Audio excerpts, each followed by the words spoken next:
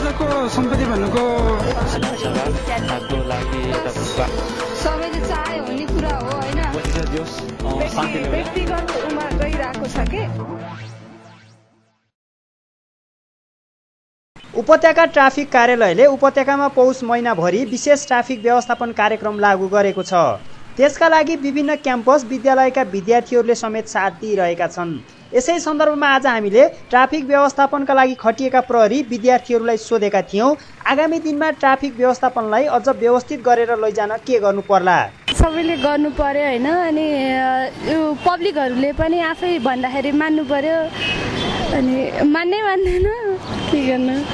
यस्तो ट्राफिकहरू राखेर हैन, सुविधाहरू मेन त यो जेब्रा क्रसिङको के सबै ठाउँमा मेटिएको छ हैन, त्यसलाई चाहिँ अब राम्रोसँग बनाएर त्यही साप्ताहिक कार्यक्रमहरू हुन्थ्यो हैन, त्यसभन्दा अहिले अब माछी कार्यक्रम लामो भएको हुनाले हामीहरू पिकाउहरू भने अब अफिसियल टाइमहरूमा अब अरू हामी यस स्टाफहरू मात्रै नभएर हैन, अरूहरूलाई पनि उहाँहरूले सहयोग दिएर हामीले पहिलाभन्दा केही सुधार हुँदै आइरहेको छ।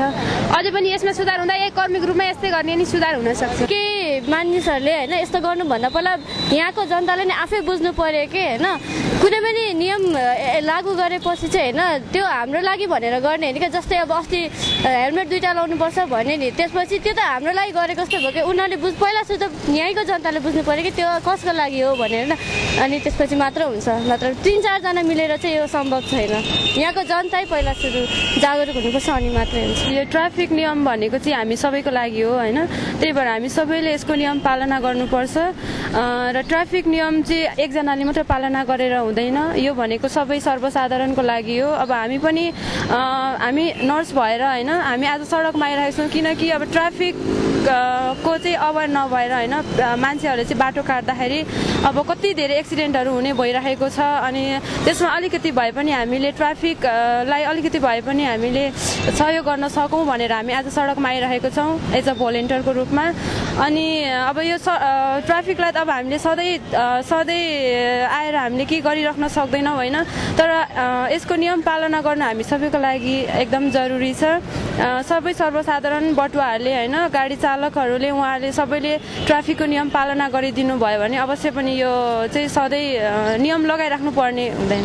यो ट्राफिक रुलहरू पनि ट्राफिक दाइहरूले होइन ट्राफिकबाट सबै पालना गरौँ भनेर जुन यस्तो सूचनाहरू दिनुभएको छ, ठाउँ ठाउँमा पोस्टल पम्पलेटहरू टाँसिदिनु भएको छ होइन, त्यसलाई पढ्ने र पालना गर्ने होइन। अनि त्यसपछि अब हामी पनि एज वेल एउटा नर्स भएर होइन, नर्स भएर चाहिँ एउटा ट्राफिक रुललाई चाहिँ यसरी पालना गर्नुपर्छ, दुर्घटनाबाट बचौँ भनेर होइन सन्देश फैलाउनको लागि चाहिँ यहाँ आएको छौँ। तर नियम मात्रै पालना गर्ने होइन, तर त्यसलाई चाहिँ होस् भनेर वास्ता नगर्ने काम नगर्ने कि चाहिँ सबैले पालना गरेर चाहिँ हाम्रो देशलाई दुर्घटनाबाट बचाउनुपर्छ जस्तो लाग्छ।